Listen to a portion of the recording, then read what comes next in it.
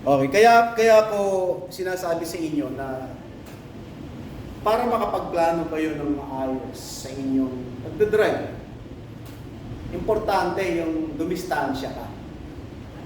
No, kaya nga ang batas, yung bawal yung tailgating. No? Halika, brother. Pag nakatutok ka kasi sa sinusundan mo, ang nagdidesisyon sa bawat gagawin mo ay hindi ikaw. Yung sinusundan mo. Ano?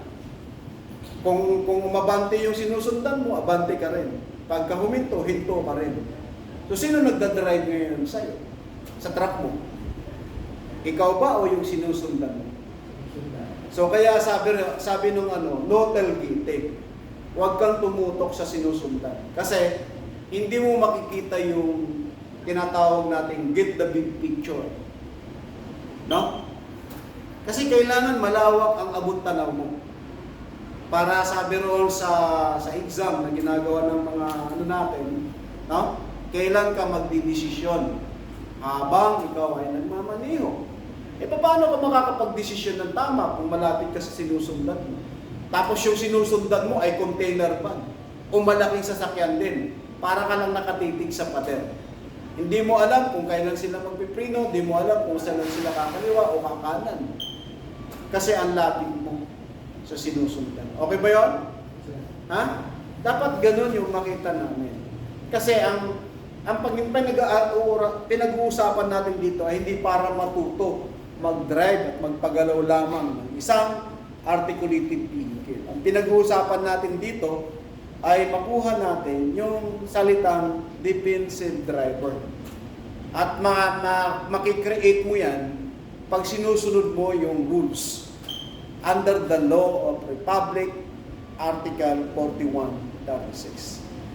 No tailgating, di ba? Magparaya, magbigay, umunawa sa ibang mga motorista. Kasi, alam nyo naman na ang pagdadrive, pwede ka magkaroon ng maraming kaibigan at maraming kaaway. Ay, kung kaaway mo ay may bangbang yan, may bimbang, may skwalang dala, di ba? So, condolence na lang. Ha? Okay ba yun, mga brother? Maliwanag.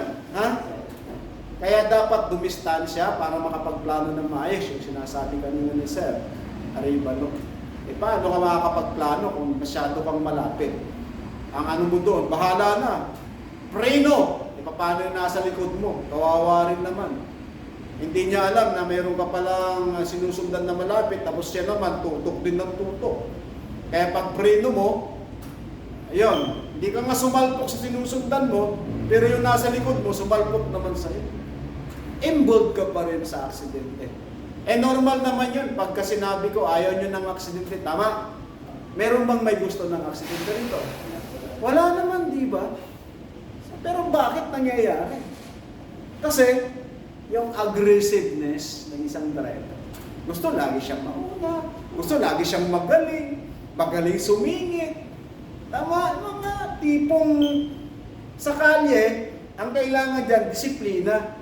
Hindi para ipakita na magaling ka at matagal ka ng driver.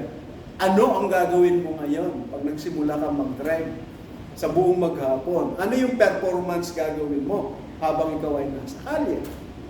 Okay ba yan? Yes, sir. Ha?